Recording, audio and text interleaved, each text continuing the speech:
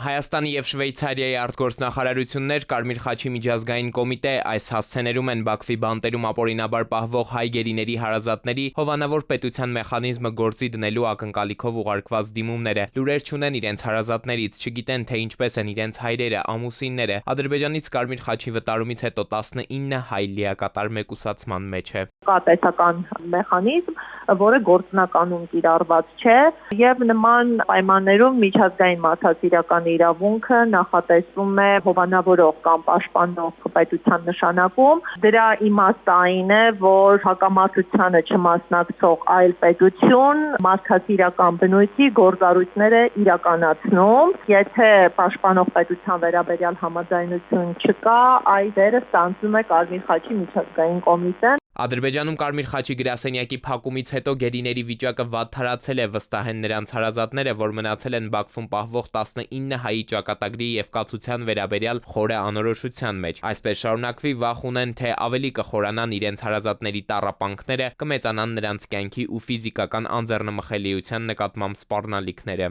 Վերջին արդյունքում սա խնդրանք է կամ վերականգնել Կարմիր խաչի գործունեությունը, կամ ի հայտ բերել դրան փոխարինող մեխանիզմ, սակայն ապահովելով պաշտպանող մարդասիրական գործառույթների իրականացումը։ Մարդու իրավունքների եվրոպական դատարանում հայ գերիների շահերի ներկայացուցիչն ասում է, եթե Հայաստանի կառավարությունը բավարարի Բաքվում ապօրինաբար պահվող հայերի հարազատների խնդրանքը, ապա հովանավոր պետության մեխանիզմը գործարկելու համար անհրաժեշտ կլինի միայն չեզոք երկիրն ընտրել և բանակցել Ադրբեջանի իշխանությունների հետ։ Մենք դեռևս լավատես ենք, որ պետությունը իր քաղաքացուն չպաշտպանելու հատուկ քաղաքականություն չի վարում։ Մասնագետները նշում են, որ այս պահին ամենակարևորը ոչ թե այն է, թե ինչ է արդեն ասվել, այլ այն, թե ինչ է դեռ պետք անել, որովհետև փակ դուռ կարող է բացել միայն կամքը և յուրաքանչյուր լռություն կարող է կոտրվել, եթե կա պատասխանատվություն։